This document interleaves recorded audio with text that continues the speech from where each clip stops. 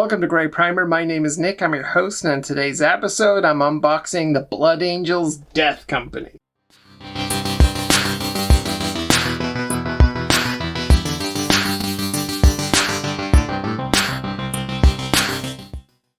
Recently I listened to the Devastation of Baal audiobook.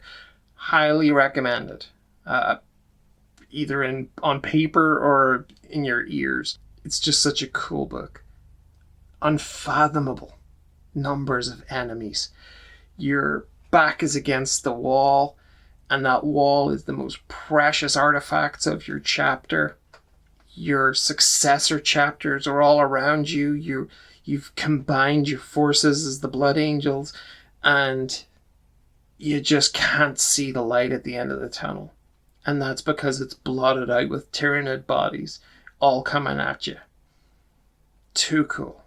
And one of the coolest parts of Devastation of Baal with the Death Company.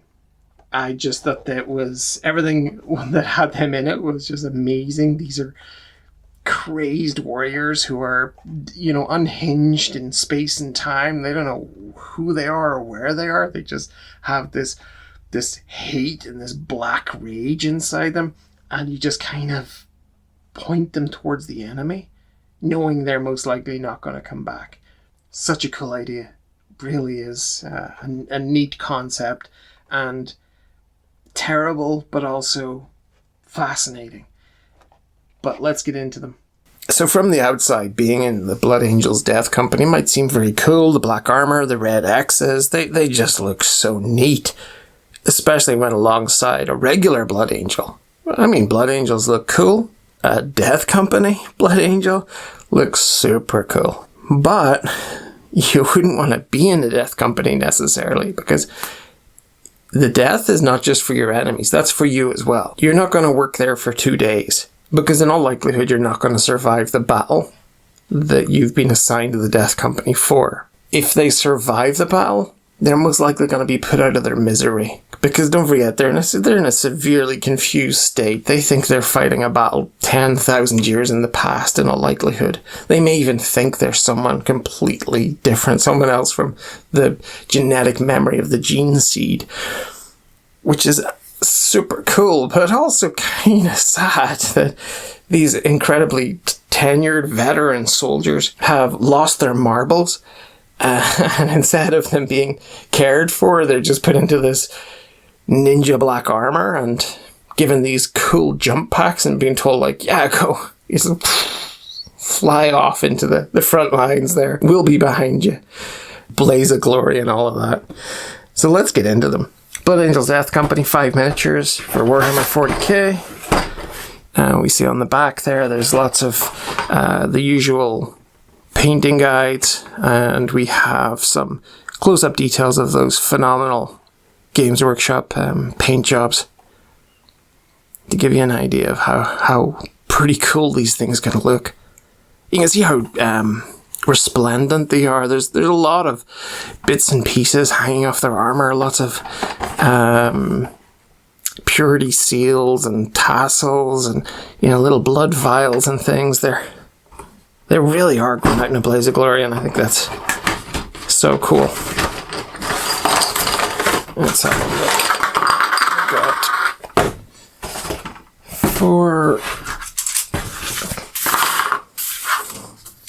4 bases. Let's see. There's a base wedged in the bottom. There we go. 5 bases, 2 sprues, 1 instruction book. The instructions, I imagine, are pretty straightforward. Yeah, we got different types of chainswords there, hand flamers, infernus pistols, jump packs, backpacks, lots of close quarters weaponry here. And I suppose that the best tactic is to hop them into battle, get them right up into the enemy front lines. Where they can do just a horrific amount of damage. You would want to be addressing the problem of a Death Company very, very early on in a squabble. So we got these 2 different sprues here. We'll have a look at this one first. I didn't know there was no decal sheet, so it'll be interesting to see how much detail is actually carved into them. Oh, and it is a lot. Whew. The blood vials here hanging off the bottom of this chainsword. So lots of Blood Angels iconography. Those blood droplets all the way down that chainsword as well. That's so savage. And you got these, so there's the flamer pistols, or infernus pistols. Whatever this huge scroll is hanging off the shoulder pad here. You can see the axes embossed into them there. This artifact with the goblet, the chalice, sorry, on top of it, on top of the backpack there, and yet tons of detail sculpted into the shoulder pads. So really no need for decals here. And here's this sort of more detail in the jump packs, and whoops, and the Blood Angel stuff is just everywhere. Look at these blood droplets here. You see purity seals hanging off the legs. Oh, cool. Look at the sling on this rifle.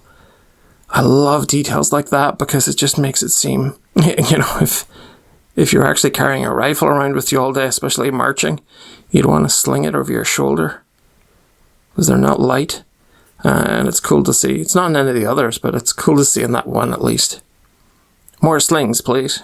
So let's get these built up. I am looking forward to this one. Okay, back soon. Okay, and we're back with the Blood Angels Death Company. So they don't have ranks.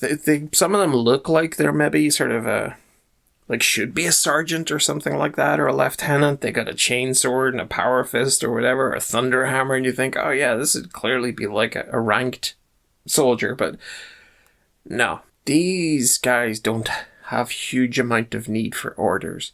It's pretty much enemy over there, go do your thing. And maybe you'll hear them babbling about, oh, the heresy and defend the Primarch from Horus, or defend the Emperor from Horus, or whomever, and you'd be like, yeah, totally that's what you're doing today. You know that over there are 10,000 orcs. You know that, but they don't. They have no idea. All they see behind them are the walls of the Emperor's palace. All they see in front of them are heretic marines. They don't need command. They need that simple sort of direction of bad guys there, good guys here. Do your thing. So, let's have a look at them. As you can see, hopefully here from the box, these all show with jump packs. I went with the alternate, with the non-jump packs, the standard backpacks. I like the thought of them riding in on a Death Company Rhino or Death Company Predator, hopping out of it and just going for it. I think I like the brutality of that over the jump packs. The thought of a rhino, all black, big red cross on the top of it, just, you know, full of hate and confusion and bloodlust in the back, just sort of driving right in there into the enemy lines, and the back doors kicking open and these maniacs hopping out. Oh yeah, that did it for me. So let's have a look at them individually. I'm going to start with pretty much a stock kind of looking one. We've got the bolter with that lovely sling. You can see the Marine is actually in full run, which is cool. We've got the Blood Angels iconography here, and then the big old X'd out pauldron on the other side. Lots of iconography relating to the Blood Angels and lots relating to Death Company. You can see, you know, it's so intricate. It's so heavily embellished, the armor. You got blood drops and purity seals and so much stuff hanging off. Even the backpacks aren't bog standard. There's something special about everything in this one. Let's have a look at the one with the thunder hammer. So no helmet. So this one's just got the face of Sanguinius screaming at you. The whole thing is just covered. You can see the blood drops on the legs, purity seals on the back, the chalice up top there. Lovely stuff. And then I went for full on insanity here with twin chainswords. That's just... utterly maniacal coming into battle like that. Kicking the doors open on the Rhino and hopping out with these things both spun up. The first couple of enemies you'd take down would just be so surprised. Loving the chalice on the shoulder there as well. Yeah, you'd probably have them like, there's no way. No way he's carrying twin chainswords. And then dead. Next up, we have the Power Fist and Chainsword. I'm loving the scroll work on the chainsword there as well. You got the blood drops hanging over the back, off the end of it. Really intricate details on the shin armor there too. And again, blood drops, purity seals. Incredible design work throughout. Like, just look at that shoulder armor. It's just beautiful. Truly, truly beautiful. And then our final one here. And this is probably my favorite. The twin Infernus pistols. Like, how deadly does he look? I just think that's amazing. Great details on the shins there as well. And throughout the miniature. Lots of nice little parts to sort of pick out. He's got that sanguineous name across the top of his pauldron. That looks pretty spectacular. Got the scroll work across the blood drop there. And then again on the back, a few extra little touches. So no doubting that they're blood angels, no doubting they're death company. And with all of these chalices and everything that I sort of selected for pauldrons, there'll be no doubting, hopefully, that it is the successor chapter of the Blood Drinkers. And I love that chest plate as well. I think this is a very cool miniature to look at. It was lovely to put together. I'm sure it'd be pretty lethal to come up against on the battlefield. I think they all would. So I think of the way I'm going to build this out for the Death Company units is I'm going to have 2 of these squads here. So 2 5 Marine squads. The Rhino, I think, for transporting them into battle. Really what I'm after is that top plate to be clear so that I can put the big red X on it like I've seen in the codex and a few images online. It just looks so dramatic, the black Rhino and the red X on the top of it. But maybe I could do something like a Vindicator so I have that big front-facing cannon instead, and I still get the plain top plate. And at least that would make sense for a sort of tip of the spear unit, like a Death Company unit, to have something with a very angry front-facing cannon and just really storage space behind that. Yeah, that makes sense to me.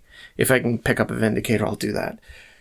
And then it'll have the Dreadnoughts as well. Maybe 2 Death Company Dreadnoughts, 1 per squad. One of which you saw me unbox, build, and review last week. And I'll put a link to that in the description below.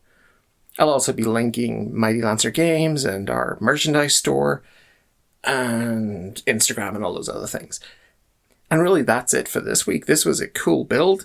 I think the cool thing here is that you can have them as crazy as you want. You can have, for sure, you could put a jump pack on, a couple of chain swords, and send them into battle, or whatever you want to do. And the range of accessorizing you can do here, the pauldrons, the different heads, the backpacks, the weapons, you can make this the way you want it to be. But that is it for this week. And for next week's episode, I'm going to have another one of those 4-day specials coming up. This time, though, it's not Warhammer. This time we're going from Nottingham over to France, and it is going to be Raging Heroes. Going to look at their Sisters of Eternal Mercy range. Going to have Redeemers and Davidians, Exemplars, and Vanquishers. Yeah, got there in the end. And a couple of surprises as well. But that's all coming up next week. Join us then. And for now, thank you so much. Take care and bye-bye.